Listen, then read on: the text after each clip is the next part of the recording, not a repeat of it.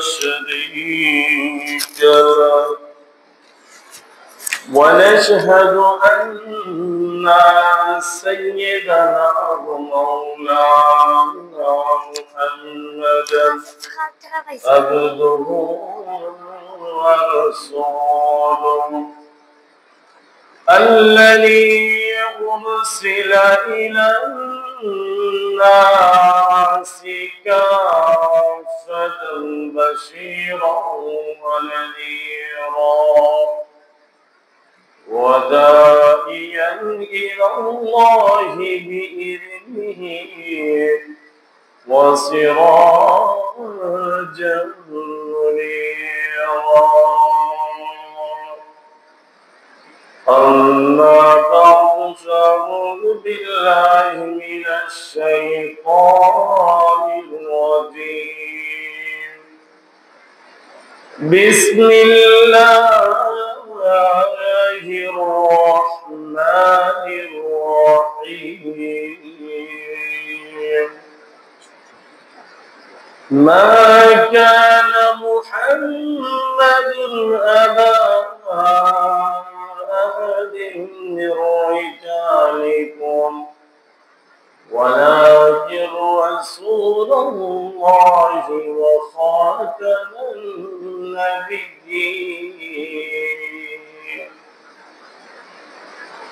وقال رسول الله صلى الله عليه وسلم أنا خاتم النبيين لا نبي بعدي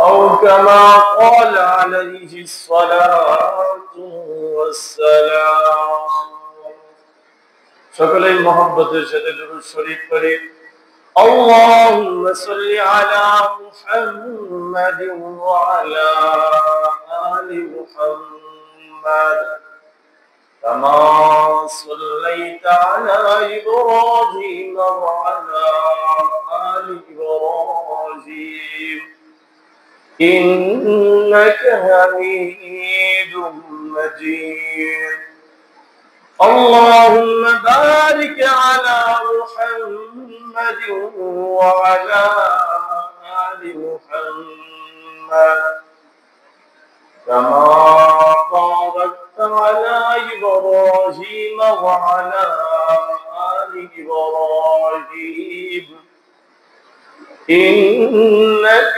حميد مجيد بلغ الغنى بكماله كشف الدجى بجماله حسنت جميع خصاله صلوا عليه وآله محمد نے آکر کفر کو مٹایا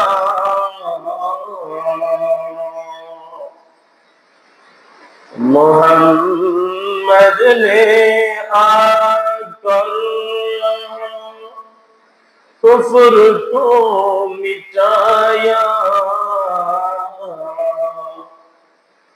کفر کو مٹا کر صداقت نے بتایا بلغ الغلا بکمالہ کشف الدجى بجماله حسنت جميع خصاله صلوا عليه وآله محبت سے کوئی ایک بار ذکر کری لا الہ الا اللہ لا الہ الا اللہ لا الہ الا اللہ لا الہ الا اللہ لا الہ الا اللہ لا الہ لا الہ illallah, la ilaha illallah, la ilaha illallah, la ilaha illallah, Muhammadur Rasulullah sallallahu alayhi wa sallam.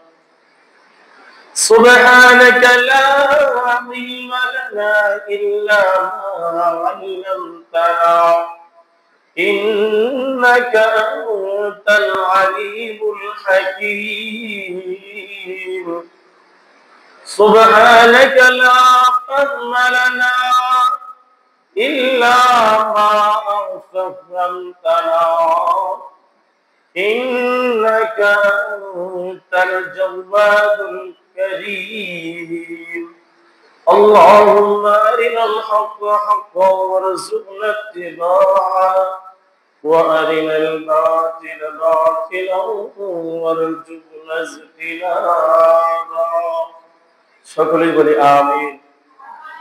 মুহতারাম হাজিরিন, আল্লাহ তাআলার দরবারে লাখো কোটি গুণে শুকরিয়া আদায় করতেছি যে আল্লাহ পাক রব্বুল আলামিন আপনাকে আমাকে সুস্থ রেখে আল্লাহ তাআলার ঘর মসজিদে আসার এবং সাথে সাথে কোরআন ও হাদিস থেকে কিছু কথা বলার এবং শোনার তৌফিক দান করেছেন। এজন্য শুকরিয়া আদায় একবার বলি আলহামদুলিল্লাহ।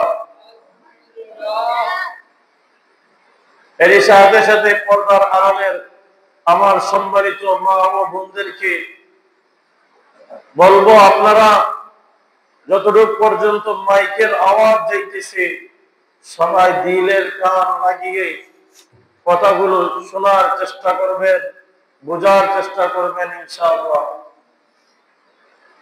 মুহতারাম হাজিরিন, আল্লাহ পাক রব্বুল আলামিন বান্দাদেরকে সৃষ্টি করেছেন আল্লাহ তাআলার ইবাদত করার জন্য। মানুষ দুনিয়াতে আসার পরে তারা গাফেল হয়ে যায়, উদাসীন হয়ে যায়। এজন্য আল্লাহ পাক রব্বুল আলামিন যুগে যুগে নবী রাসূল পাঠাইছেন। সর্বপ্রথম আল্লাহ পাক রব্বুল আলামিন আমাদের আদি পিতা হযরত আদম আলাইহিস সালামকে দুনিয়ার বুকে পাঠাইলেন। আদম আলাইহিস সালাম থেকে নিয়ে অসংখ্য অগণিত নবী রাসূল আল্লাহ দুনিয়ার বুকে পাঠাইছেন। সর্বশেষ নবী রাসূলের দ্বারা আল্লাহ তাআলা আমাদের নবীর মাধ্যমে শেষ করে দিয়েছেন। আমাদের নবীর পরে আর নতুন করে কোনো নবী আসবে না। আমাদের নবী শেষ নবী। আমাদের নবীকে যারা শেষ নবী মানবে না তারা মুসলমান হতে পারবে না, তারা কাফের।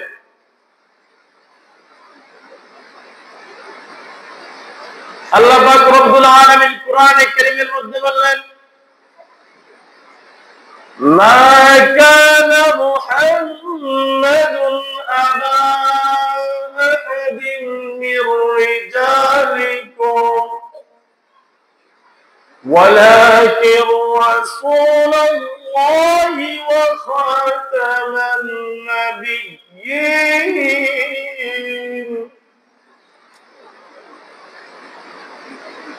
মুহাম্মদ সাল্লাল্লাহু আলাইহি ওয়াসাল্লাম তোমাদের কারো বাবা নয়, তিনি সর্বশেষ নবী, তিনি সর্বশ্রেষ্ঠ রাসূল এবং সর্বশেষ নবী। মুহাম্মদ সাল্লাল্লাহু আলাইহি ওয়াসাল্লাম কারো বাবা নয়, তিনি সর্বশেষ এবং শেষ শ্রেষ্ঠ নবী হিসেবে আল্লাহ পাক রব্বুল আলামিন দুনিয়ার মধ্যে পাঠাইছেন।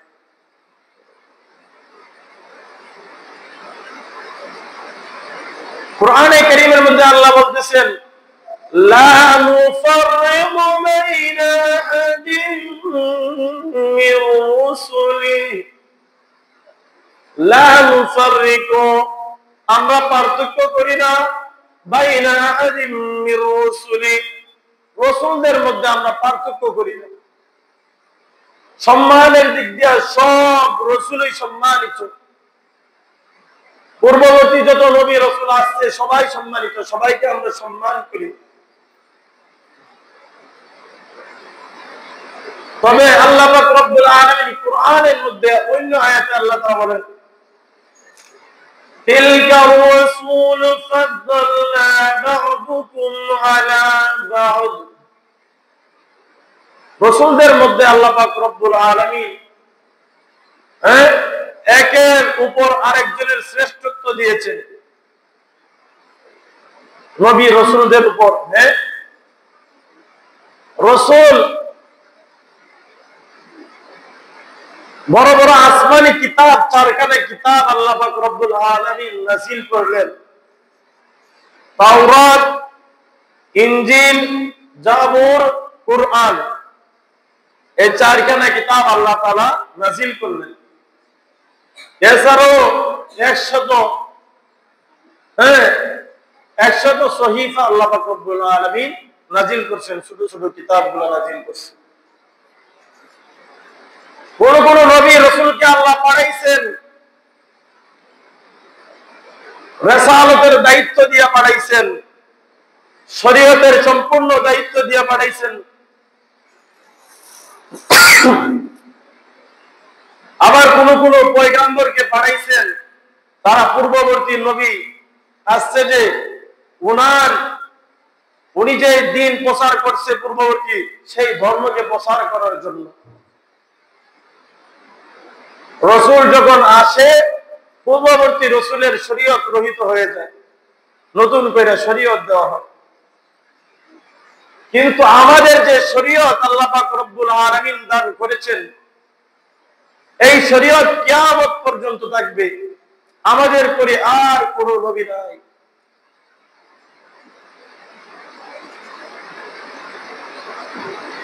অন্যান্য কোন ধর্ম গ্রহণ করলে সেটা গ্রহণ করা হবে না। আল্লাহ পাক রব্বুল আলামিন কুরআনে কারীমের মধ্যে বললেন, ইন্নাদ-দীনা ইনদাল্লাহিল ইসলাম।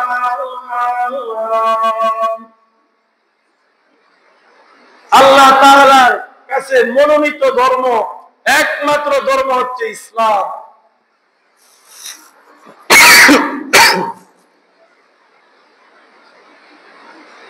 অন্য এক আয়াতে আল্লাহ পাক রব্বুল আলামিন বলেন, وَمَن يَبْتَغِي غَيْرَ الْإِسْلَامِ دِينًا فَلَن يُقْبَلَ مِنْهُ وَهُوَ فِي الْآخِرَةِ مِنَ الْخَاسِرِينَ।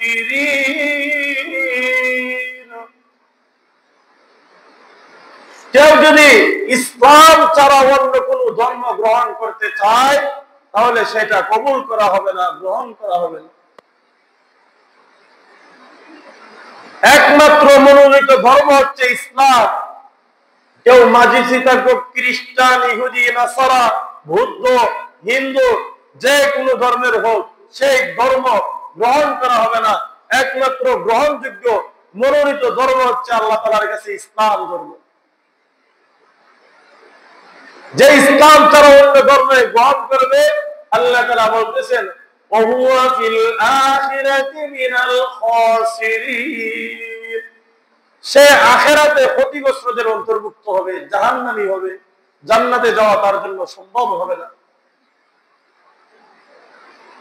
আল্লাহ তাআলাকে যেভাবে আমরা এক বলে বিশ্বাস করি, এক আল্লাহ, আল্লাহর সাথে কাউকে শরীক করা যাবে না।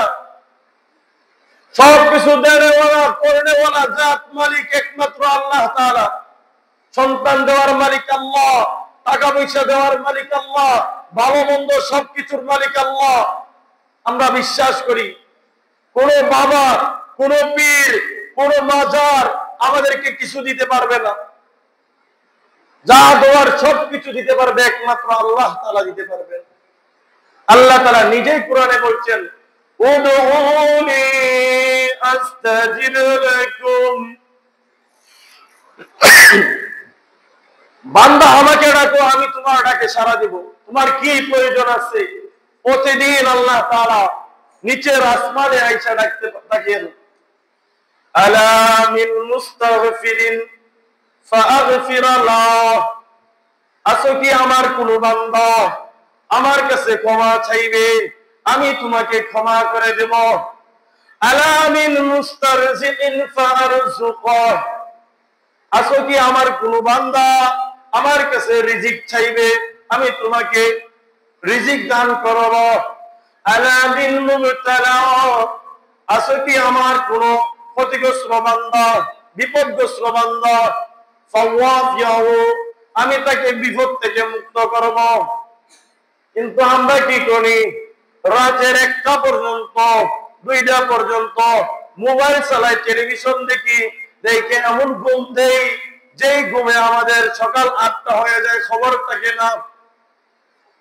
অথচ আল্লাহ তাআলা শেষ রাতেই আয়েশা বান্দাদেরকে এইভাবে ডাকতে থাকেন, বান্দা তোমার কি প্রয়োজন আছে আমার কাছে চাও, আমি তোমার প্রয়োজন মিটাইয়া দিব। আমরা কি করতেছি, আমরা যাই মাজারের বাবার কাছে, আমরা যাই পীর সাহেবের কাছে, আমরা যাই অমুক তমুকের কাছে। আরে অমুক তমুক তো দেওয়ার মালিক না, দেওয়ার মালিক হচ্ছে একমাত্র আল্লাহ তাআলা। কিয়ামতের দিন নবী রাসূল পর্যন্ত সেই দিন ইয়া নফসি ইয়া নফসি, হে আল্লাহ আমাকে বাঁচাও, আমাকে বাঁচাও সবাই বলতে থাকবে। তাহলে আমাদের বাবা কিভাবে আমাকে বাঁচাবে, আমাদের পীর সাহেব কিভাবে আমাদেরকে বাঁচাবে? যেই জায়গার মধ্যে নবী রাসূল তারা পর্যন্ত চিন্তিত থাকবে। এজন্য আল্লাহ সরাসরি মাধ্যম দিয়ে দিছে, বান্দা তুমি আমার কাছে চাও আমি তোমাকে দিব। এজন্য আল্লাহ তাআলার সাথে 1 নম্বর কাউকে শরীক করা যাবে না, আল্লাহর সাথে শরীক করা যাবে না। আল্লাহ শরীক পছন্দ করে না। আপনার স্ত্রী বিবাহ করা স্ত্রী, আপনার স্ত্রীর সাথে যদি আরেকজন পুরুষ এসে শরীক হতে চায়, আপনি স্ত্রী সুলভ যে আচরণ করেন সেই আচরণ যদি আরেকজন পুরুষ করতে চায়, আপনি কি পছন্দ করবেন, মাইনে নেবেন? যদি আপনি সত্যিকারের পুরুষ হয়ে থাকেন, তার উপর সাথে সাথে আক্রমণ শুরু করবেন। হ্যাঁ, নিজের বউয়ের বাঘটা কাউকে দেওয়া পছন্দ করে না, তাহলে সবকিছু দেওয়ার মালিক আল্লাহ, আল্লাহ কেন পছন্দ করবেন? সন্তান দেওয়ার মালিক আল্লাহ, কোন ব্যক্তি সন্তান দেওয়ার মালিক নয়। এজন্য মুহতারাম হাজিরিন, যেভাবে আল্লাহকে আমরা একক বইলা স্বীকার করব, এক বইলা স্বীকার করব, তেমনি ভাবে নবী করিম সাল্লাল্লাহু আলাইহি ওয়াসাল্লামকে সর্বশেষ নবী বইলা স্বীকার করতে হবে। যদি সর্বশেষ নবী হিসাবে আমরা স্বীকার না করি, তাহলে আমরা মুসলমান হতে পারবো না। মুসলমান হওয়ার জন্য নবীকে শেষ নবী বইলা স্বীকৃতি দিতে হবে। নবীজি বলতেছেন, আনা খাতামুন নবিয়্যিন লা নবিয়্যা বাদি, আমি হলাম শেষ নবী, আমার পরে কোন নবী রাসূল আসবে না। নবীজি শেষ নবী, নবীর পরে আর কোন নবী রাসূল আসবে না। হ্যাঁ, নবীজি বলছেন আমার ইন্তেকালের পরে কিছু লোক মিথ্যা নবীর দাবি করবে, যারা মিথ্যা নবুয়ত দাবি করবে আমি তাদেরকেও চিনি, তাদের বাবার নামও চিনি, সবকিছু চিনি আমি। হ্যাঁ, নবীজির ইন্তেকালের কিছুদিন পর এক ব্যক্তি মিথ্যা নবুয়ত দাবি করছে, তার নাম মুসাইলামাতুল কাজ্জাব। মুসাইলামাতুল কাজ্জাব সে মিথ্যা নবীর দাবি করছে আবু বকর রাদিয়াল্লাহু তাআলা আনহুর খেলাফতের আমলে, তখন সবাই হযরত আবু বকর সিদ্দিক রাদিয়াল্লাহু তাআলা আনহু জিহাদের ঘোষণা দিয়েছেন। তার সাথে জিহাদ করতে গিয়া অনেক সাহাবায়ে কেরাম শহীদ হয়েছে। শেষ পর্যন্ত ওই মুসাইলামাতুল কাজ্জাবকে হত্যা করা হয়েছে। হ্যাঁ, কাফের 3 প্রকার। কাফের কয় প্রকার? 3 প্রকার কাফের আছে। এক প্রকার কাফের, তারা কাফের নিজেরা স্বীকার করে নেয় তারা কাফের, যেমন হিন্দু, খ্রিস্টান, বৌদ্ধ, তারা কাফের বইলা স্বীকার করে নেয়। হ্যাঁ, আরেক প্রকার কাফের আছে যারা নিজেদেরকে মুসলমান দাবি করে, মুসলমানের সাথে নামাজ পড়ে, মুসলমানের সাথে সবকিছু করে, কিন্তু ভিতরে ভিতরে সে শিরিক করে, সে পূজা করে, সে মূর্তির পূজা করে, সে ভিন্ন রকম বলের পূজা করে, সে নবীর মহব্বত থেকে তার খালেদা জিয়ার মহব্বত বেশি, শেখ হাসিনার মহব্বত বেশি, তার জিয়াউর রহমানের মহব্বত বেশি, মুজিবের মহব্বত বেশি নবীর মহব্বত থেকে। তার মুজিবের বিরুদ্ধে বললে কিছু তার মাথা গরম হয়ে যায়, তার জিয়ার বিরুদ্ধে কিছু বললে তার মাথা গরম হয়ে যায়, নবীর বিরুদ্ধে যখন কিছু বলা হয় তখন তার মাথা গরম হয় না। আসেনি? ওইগুলা হচ্ছে মুনাফিক মার্কা মুসলমান। এগুলা কি? মুনাফিক মার্কা মুসলমান। আল্লাহ কোরআনে বলতেন, ইন্নাল মুনাফিকিনা ফিদ দারকিল আসফালি মিনান নার। মুনাফিকদের ঠিকানা জাহান্নামের সর্বনিম্ন স্তরে হবে। মুনাফিকরা ইসলামের সবচেয়ে বেশি ক্ষতি করছে। মুনাফিকরা ইসলামের দুশমন, নবীর দুশমন, দ্বীন ইসলামের দুশমন, সবার দুশমন। মুনাফিকরা যুগে যুগে মানুষদেরকে ক্ষতি করছে। 3 নম্বর হচ্ছে তারা 2 নম্বরটা বললাম, তারা প্রকাশ্যে ইসলাম দাবি করে কিন্তু ভিতরের মধ্যে কি শিরিক আছে। তারা মুনাফিক। 3 নম্বর হচ্ছে তারা নিজেদেরকে ইসলাম দাবি করে, ইসলাম বইলা তারা প্রচার করে সবকিছু, কিন্তু তারা শিরকের মধ্যে আছে। যেমন কাদিয়ানী সম্পাদক, তাদের নাম দিছে আহমদিয়া মুসলিম জামাত। তাদের নাম কি দিছে? আহমদিয়া মুসলিম জামাত। বাংলাদেশের মধ্যে আছে, ব্রাহ্মণবাড়িয়া আছে, পঞ্চগড়ে আছে, তাদের মসজিদ আছে, তাদের সবকিছু আছে, নামাজ সবকিছু করে, কিন্তু আমাদের নবীকে শেষ নবী বইলা তারা স্বীকার করে না। দেখতে আপনি মুসলমানের মতন মনে করবেন, সব কাজ কারবার, কিন্তু তারা মুসলমান নয়, তারা কাফের। কাদিয়ানী কাফের, কাদিয়ানীকে কাফের বলতে হবে। তারা ইংরেজদের দালালি করছে। 200 বছর যখন ইংরেজরা শাসন করছে, গোলাম আহমদ কাদিয়ানী তখন ইংরেজদের দালালি করছে। এই গোলাম আহমদ কাদিয়ানী, তার সাথে একবার আতাউল্লাহ বুখারীর বহস হয়েছে। আতাউল্লাহ বুখারী অনেক বড় একজন আলেম, ওনার সাথে তার বহস হয়েছে। সে বলতেছে,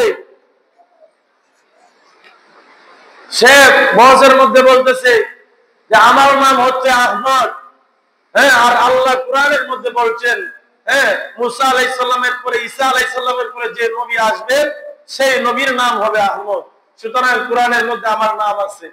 নাউযুবিল্লাহি মিন যালিক। সুতরাং আমি নবী। আতাউল্লাহ বুখারীর সাথে বহস। আতাউল্লাহ বুখারী বলতেছে, আচ্ছা ঠিক আছে, তাহলে আমি বলি আমার নাম আতাউল্লাহ, আমি আতা ফলাই দিলাম, এর নাম হচ্ছে মির্জা গোলাম আহমদ কাদিয়ানী। এখন আমি মির্জা বাদ দিলাম, গোলাম বাদ দিলাম, আহমদটা শুধু রাখলাম। কাদিয়ানী তো আমার জায়গার নাম, দেশের নাম, এই হিসাবে আমাকে কাদিয়ান বলা হয়। কাদিয়ানী শহরের মধ্যে বসবাস করি, সুতরাং আমি শুধু আহমদ, আমার কথা কোরআনের মধ্যে আছে।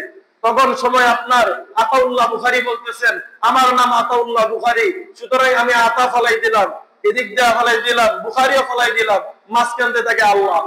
কি থাকে? আল্লাহ। সুতরাং তুই যদি নবী হইয়া থাকস, আমি হচ্ছি আল্লাহ। উনি বহসের জন্য তখন এই কথা বলছে। তখন সময় উনি বলতেছেন আমি আল্লাহ বলছি, তোর মতন এক ব্যাটারিওয়ালা, 100 কোয়ালা ব্যক্তিকে আমি নবী রাসূল, নবী বানাইয়া পাঠাইনি। উনি বলতেছে, তখন সে পরাজয় বরণ করছে। বালাসের মধ্যে কোন নবীকে আল্লাহ তাআলা দোষ ত্রুটি দিয়া আল্লাহ দুনিয়ার মধ্যে পাঠাইছেন না।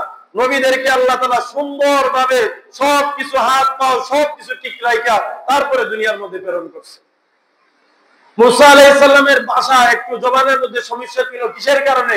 উনি ছোটবেলায় ওনাকে পরীক্ষা করার জন্য অগ্নি দিয়ে পরীক্ষা করা হয়েছিল, উনি অগ্নির মধ্যে হাত দিয়ে মুখের মধ্যে দিয়েছিলেন, এজন্য ওনার জবানের মধ্যে একটু তুতলামি ছিল, কিন্তু ওনাকে আল্লাহ তুতলা বানাইয়া পাঠাইছেন। এজন্য নবী রাসূল সমস্ত দুষ্কৃতি থেকে মুক্ত, কিন্তু গোলাম আহমদ কাদিয়ানী তার এক চোখ নাই, এটার দ্বারা প্রমাণ হয় সে মিথ্যা নবুয়তের দাবিদার। কোরআন হাদিসের মধ্যে তো আছে নবীর পরে আর কোন নবী নাই। আমাদের নবী হযরত মুহাম্মদ রাসূলুল্লাহ সাল্লাল্লাহু আলাইহি ওয়াসাল্লাম উনিও বইলা গেছে এই সম্পর্কে, নবী যে শেষ নবী এই সম্পর্কে 200 হাদিস আছে। কত হাদিস আছে? 200 হাদিস আছে। নবী যে শেষ নবী, তারপরে আপনার গোলাম আহমদ কাদিয়ানী, সে মারা গেছে বাথরুমের মধ্যে, বাথরুমে মারা গেছে। আর নবীদের নিয়ম হচ্ছে নবীরা যেই জায়গায় ইন্তেকাল করবে সেই জায়গায় নবীদেরকে দাফন করতে হবে, এর বাহিরে এদিকে সেদিকে নেওয়া যাবে না। যেই জায়গায় মারা যাবে সেই জায়গায় ওনাদের কবর হবে, এটা নবীদের নিয়ম। এই নিয়ম অনুসারে আমাদের নবী হযরত মুহাম্মদ রাসূলুল্লাহ সাল্লাল্লাহু আলাইহি ওয়াসাল্লামের হুজরা মুবারক ছিল, বর্তমানে যে রওজা মুবারক আছে সেটা ছিল নবীজির হুজরা। আম্মা জান আয়েশার কামরা ছিল এটা। আম্মা জান আয়েশার বুকের মধ্যে নবীজি শেষ নিঃশ্বাস ত্যাগ করছেন, ইন্তেকাল করছেন, এজন্য সেই জায়গার মধ্যে নবীজিকে কি করা হয়েছে? দাফন করা হয়েছে। মির্জা গোলাম আহমদ কাদিয়ানী, সে বাথরুমে পড়ে মারা যায়, সে কিভাবে নবী হতে পারে? যুক্তি কেউ ধরে না সে নবী, কোনোভাবেই সে নবী না, অথচ সে মুসলমানদেরকে বুঝাইয়া কাদিয়ানী ধর্মের মধ্যে দাবিত করতেছে। একদল লোক আছে যারা ইসলাম গ্রহণ করছে, ইসলাম গ্রহণ করার পরে মুরতাদ হয়ে গেছে। মুরতাদদের বিচার হচ্ছে তাদেরকে ইসলামী রাষ্ট্র হলে ইসলামী সরকার তাকে কি করবে? হত্যা করবে, ইসলামী কাজী তাকে হত্যা করবে, তার দুনিয়া বেঁচে থাকার অধিকার নাই। যেমন চুরি করলে যদি 10 দিরহামের বেশি চুরি করে তাহলে তার হাত কর্তন করা হয়।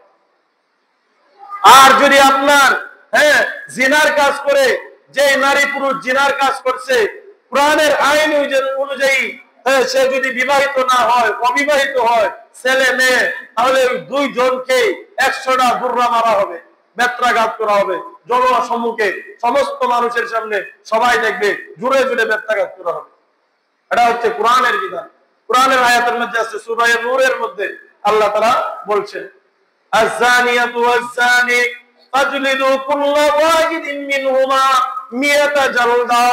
আল্লাহ কোরআনের মধ্যে বলছে, জিনাকারী নারী, জিনাকারী পুরুষ, প্রত্যেককে 100টা করে বেত্রাঘাত করা হবে।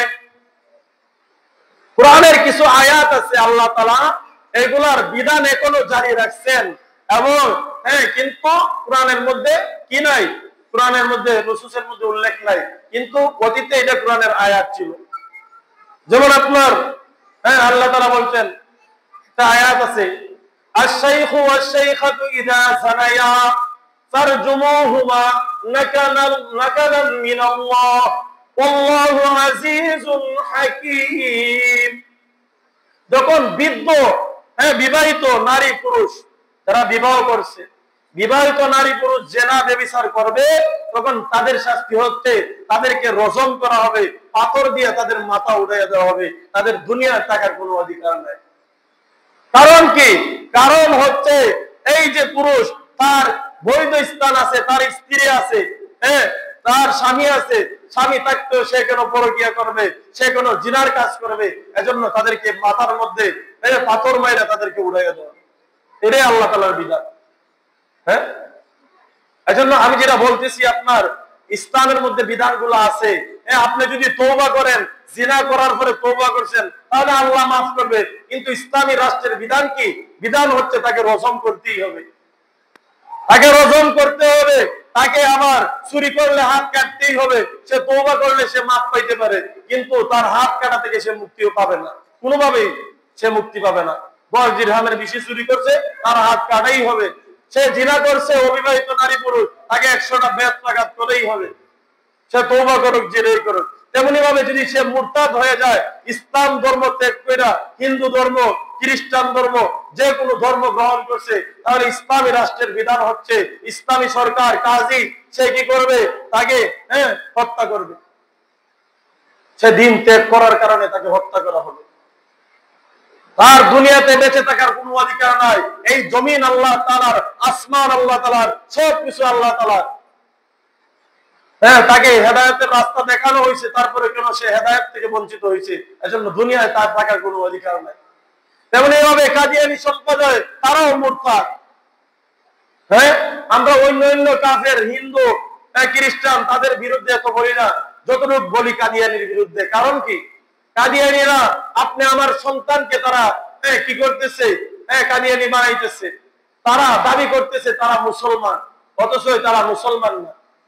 মুসলমান দাবি কইরা দেখেন আল্লাহ কোরআনে কারীমের মধ্যে বলছেন ইন্নামাল মুশরিকুনা নাজাসুন। হ্যাঁ, মুশরিকরা হচ্ছে নাজাস, নাপাক। হ্যাঁ, তারা আকীদাগত নাপাক। হ্যাঁ, তারা শরীরের দিক দিয়ে নাপাক, এরকম কথা বলে নাই। হ্যাঁ, তাদেরকে বলা হয়েছে আকীদাগত দিক দিয়ে নাপাক। তাদের আকীদা হচ্ছে আল্লাহর সাথে শরীক করা। হ্যাঁ, 360 মূর্তির পূজা করে, আমাদের নবীকে শেষ নবী মানে না, এজন্য তারা কাফের। কাদিয়ানীরা কি কাফের? কাদিয়ানীরা মূর্তি পূজা করে না, কিন্তু তারা আমাদের নবীকে শেষ নবী মানে না, এজন্য তারা কাফের। নবীকে শেষ নবী না মানলে তারা কাফের, তারা মুসলমান থাকে না। এজন্য যেটা বলতেছি, আপনার মুশরিকরা তারা কাবা শরীফের মধ্যে হজ করতে যাইতে পারবে না। হ্যাঁ, এটা কোরআনের আইন। আইন অনুযায়ী খ্রিস্টান, ইহুদি, মাজুসি কেউ কাবা ঘরের ভিতরে ঢুকতে পারবে না, একমাত্র মুসলমানরা ঢুকতে পারবে এই কাবার ভিতরে। কিন্তু কাদিয়ানী সম্প্রদায় তারা মুশরিক হওয়া সত্ত্বেও, তারা কাফের হওয়া সত্ত্বেও তারা কাবার মধ্যে যাইতে পারে। কিভাবে যায়? তারা দাবি করে তারা মুসলমান, এই হিসাবে তারা যাইতে পারে। এজন্য ভারতের মধ্যে, আপনার পাকিস্তানের মধ্যে কাদিয়ানীদেরকে রাষ্ট্রীয়ভাবে কাফের ঘোষণা করা হয়েছে। রাষ্ট্রীয়ভাবে কাফের ঘোষণা করলে ফায়দা কি হবে? সবাই জানবে তারা কাফের, কেউ তাদের সাথে তারা মুসলমান দাবি করতে পারবে না। হ্যাঁ, মুসলমান দাবি করতে পারবে না। আমাদের নবীকে সবচেয়ে বেশি আমরা মহব্বত করি, ভালোবাসি। হ্যাঁ, নবী হচ্ছে আমাদের রুহানি পিতা। হ্যাঁ, নবী যে আমাদের রুহানি পিতা। কিভাবে রুহানি পিতা? আল্লাহ কোরআনের মধ্যে বলছেন আন-নাবিয়্যু আওলা বিল মুমিনিনা মিন আনফুসিহিম। নবী তোমাদের নিজের নফস থেকে উত্তম, তোমাদের নিজের জান মাল সবকিছু থেকে নবীজি উত্তম। নবীর জন্য তোমাদের জীবন দিয়ে দিতে হবে, তোমাদের জান দিয়ে দিতে হবে, মাল দিয়ে দিতে হবে। বুখারী শরীফের হাদিসের মধ্যে আছে لا يؤمن أحدكم حتى أكون أحب إليه من والده وولده والناس أجمعين لا يؤمن أحدكم তোমরা ততক্ষণ পর্যন্ত তোমরা কেউ মুমিন হতে পারবে না হাত্তা আকুনা হাব্বা ইলাইহি মিন ওয়ালিদিহি ওয়া ওয়ালাদিহি মিন ওয়ালিদিহি ওয়ালিদ ওয়ালাদ ওয়ালিদ হচ্ছে সন্তান। যতক্ষণ পর্যন্ত তোমরা নিজেদের সন্তান থেকে নবীজিকে মহব্বত, বেশি মহব্বত না করবে, ততক্ষণ পর্যন্ত তোমরা মুমিন হতে পারবে না। মিন ওয়ালিদিহি ওয়া ওয়ালাদিহি, এবং মাতা পিতা সবার চেয়ে বেশি মহব্বত করতে হবে। ওয়া ওয়ালিদিহি ওয়া ওয়ালাদিহি ওয়ান নাসি আজমাইন, সমস্ত পৃথিবীর যত মানুষ আছে, এমপি, মন্ত্রী, মিনিস্টার, শেখ হাসিনা, খালেদা জিয়া, যত আছে আপনার, আমার যতই কি হোক, সবার চেয়ে বেশি মহব্বত নবীজিকে যতক্ষণ পর্যন্ত করবেন না, ততক্ষণ পর্যন্ত আমি আপনি মুমিন দাবি করতে পারবো না।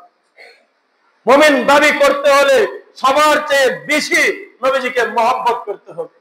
নবীর জন্য নিজের জান মাল সবকিছু কুরবান করে দিতে হবে, তাহলে নবীজিকে প্রকৃত ভালোবাসা হবে। হযরত ওমর রাদিয়াল্লাহু তাআলা আনহু একবার বলতেছেন, ইয়া রাসূলুল্লাহ, আমি আমার সন্তানাদি, আমার সম্পদ, ধন সম্পদ সবকিছু থেকে আপনাকে বেশি মহব্বত করি, শুধু আমার নিজের থেকে বেশি না, আমার নিজের থেকে বেশি আমি আপনাকে মহব্বত করি না।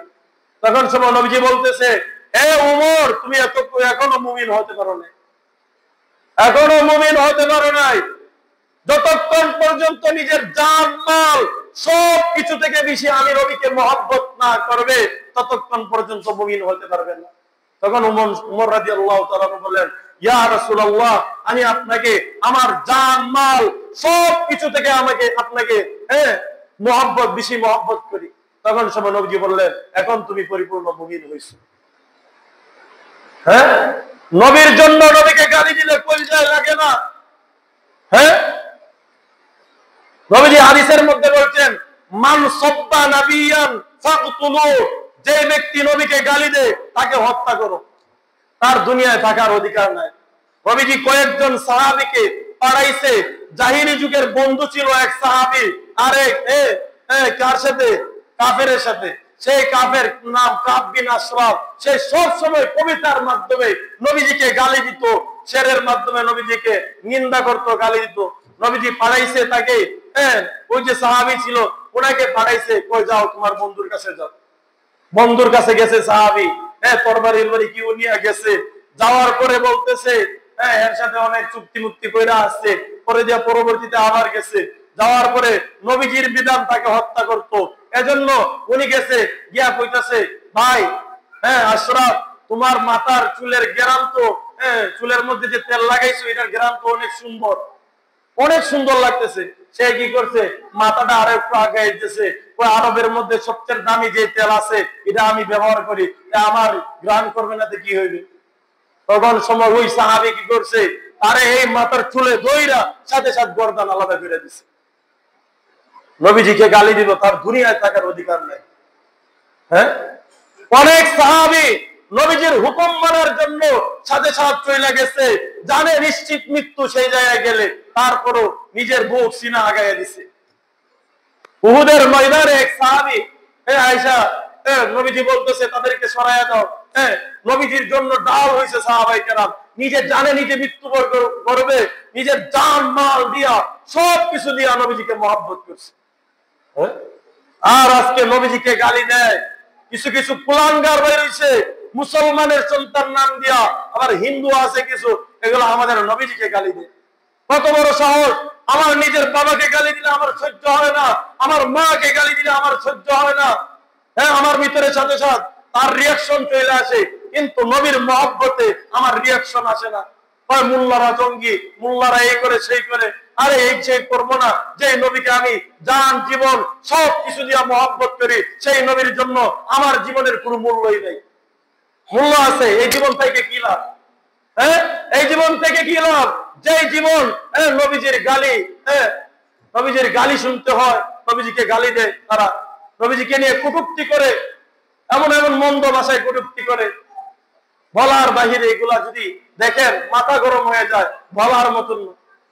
এজন্য আমাদের ঈমান রক্ষা করতে হবে, আমাদের সন্তান সন্তানাদির ঈমান রক্ষা করতে হবে, নবীজিকে সবচেয়ে বেশি মহব্বত করতে হবে। রাষ্ট্রীয়ভাবে যদি কাদিয়ানীদেরকে কাফের ঘোষণা করা হয়, তাহলে তাদের সাথে আমাদের আর কোনো সমস্যা হবে না। তারা তাদের ইবাদত করুক, হিন্দুরা যেভাবে তাদের উপাসনা করে, খ্রিস্টানরা যেভাবে তাদের উপাসনা করে, আমরা তাদের বাধা দিই না। তেমনি ভাবে কাফেররা, কাদিয়ানী কাফের, তারা তাদের ইবাদত করুক, কোনো সমস্যা নাই। কিন্তু রাষ্ট্রীয়ভাবে ঘোষণা দিতে হবে তারা মুসলমান দাবি কইরা তারা কি করবে, ইবাদত বন্দি করবে, এটা হতে পারে না। কোন মুসলমান এটা মাইনে নিতে পারে না। এখন আমি একটা উদাহরণ দিলে আপনারা বুঝবেন। আপনারা 10 ভাই আছেন, এক বাপের করে 10 ভাই আছেন। 10 ভাই থাকার পরে বাবা ইন্তেকাল করছে, করার কিছুদিন পরে একজন ব্যক্তি আসছে, আয়েশা দাবি করতেছে উনি আমার বাপ লাগে। তোমরা তোমাদের বাপ লাগে না, উনার জায়গা সম্পদ যা আছে সব আমার নামে লিখে দিতে হইব। 10টা ছেলে যে আছে তারা কি মাইনে নিব? মাইনে নেব নি। প্রয়োজন হলে তাকে হত্যা করবে, জবাই করবে, তারপরে তারা মাইনে নিবে না। ঠিক তেমনি ভাবে আমাদের নবী, আমাদের শ্রেষ্ঠ নবী হযরত মুহাম্মদ সাল্লাল্লাহু আলাইহি ওয়াসাল্লাম, আমাদের ধর্ম ইসলাম, আমাদের আল্লাহ এক, এই কথা যে বিশ্বাস করবে না, কিন্তু সে দাবি করবে মুসলমান, তারও দুনিয়ার মধ্যে থাকতে হলে থাকার কোনো অধিকার নাই। সে যদি থাকতে হয় কাফের হিসাবে থাকবে, মুশরিক হিসাবে থাকবে, বেঈমান হিসাবে থাকবে, মুসলিম পরিচয়ে সে থাকতে পারবে না। সে খারায় কাবার মধ্যে যখন যায় তখন সময় আল্লাহ তাআলা এই জন্য কি ধরবেন না আমাদেরকে? পাকিস্তানের মধ্যে ছোট একটা বাচ্চা, সে মিছিল দিয়েছে কাদিয়ানী কাফের, তাকে শহীদ করা হয়েছে।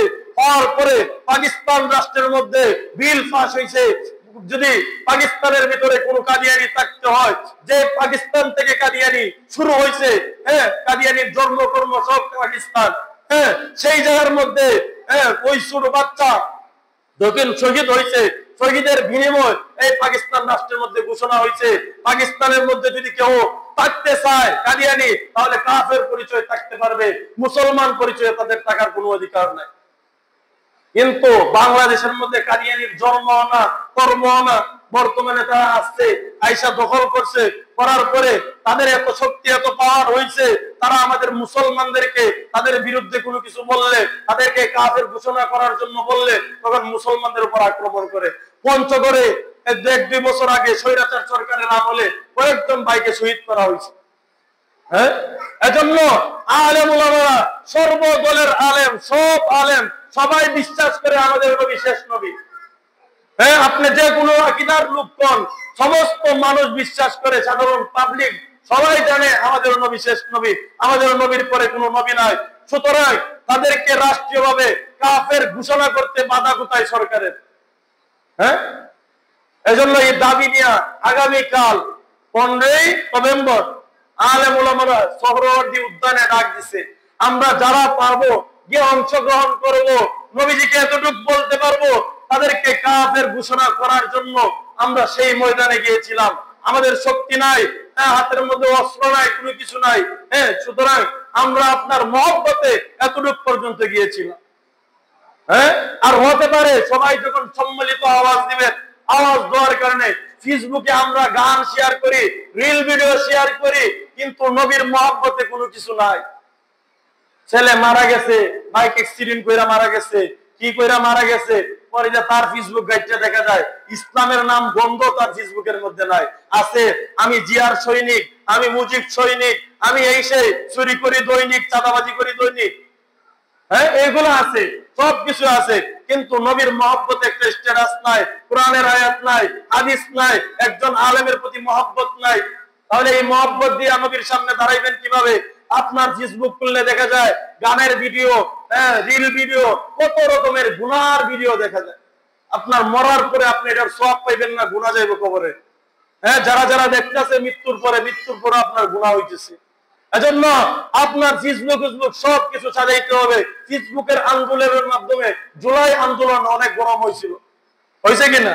হ্যাঁ, ছাত্ররা ফেসবুকের মাধ্যমে অনেক আন্দোলন করছে। হ্যাঁ, এজন্য ফেসবুকের মাধ্যমে আমরা সবাই বলতে হবে কাদিয়ানি কাফের। যত মাধ্যম আছে, আমার যেইভাবে সামর্থ্য আছে সেইভাবে কাদিয়ানিকে কাফের ঘোষণা করার জন্য আমরা চেষ্টা করতে হবে।